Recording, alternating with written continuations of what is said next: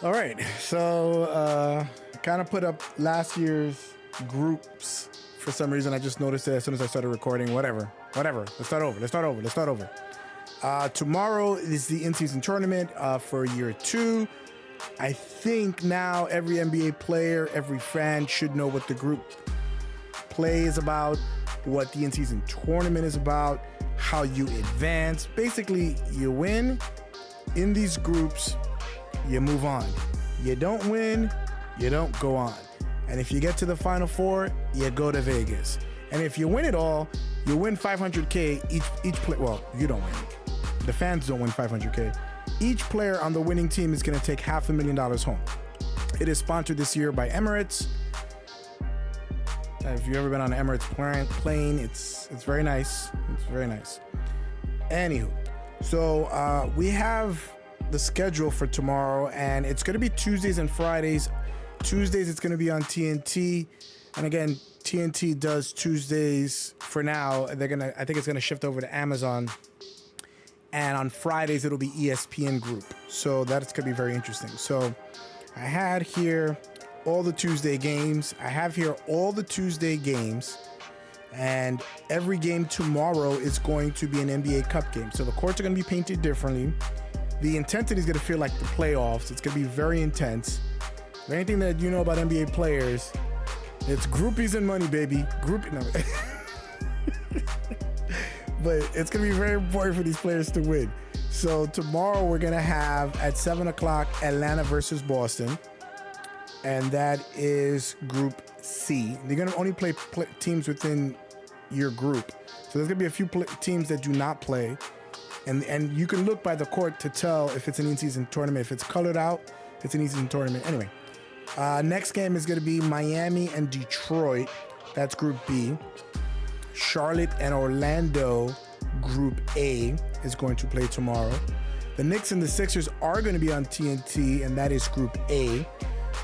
Very interesting. Embiid's first game back, of course, and Tyrese Maxey is out. And injuries are going to play a key here, so I want you to remember all these teams and think about the rash of injuries that have happened in the NBA.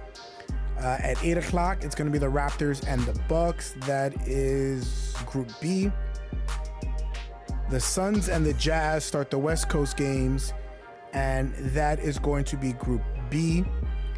And the Mavericks and the Warriors are the second game. Klay Thompson's first game back in the Bay. It's very interesting.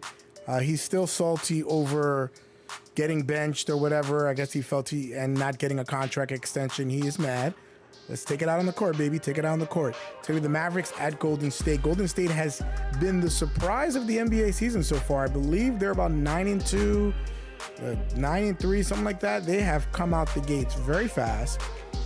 They have the first team that I can remember in my lifetime with a 12-man rotation that Steve Kerr always innovating, and they come at you in waves. It's nonstop shooting. Buddy Hield has found his home. He doesn't need to play defense, and he gets to jack it. He gets to jack a shot. Every single time he wants. And then after that, we're going to have Minnesota and Portland, which is Group A. And that is going to be all for Tuesday. Long-winded. So there's going to be a lot going on this year. Let's start from the West Group A in terms of who I think is going to come out of it. Minnesota is still working. They're seeded by last year's record. So Minnesota is actually the first seed in this group. And if they get those expansion teams, the groups are going to be even. So shout out Vegas and Seattle, hopefully with those expansion teams.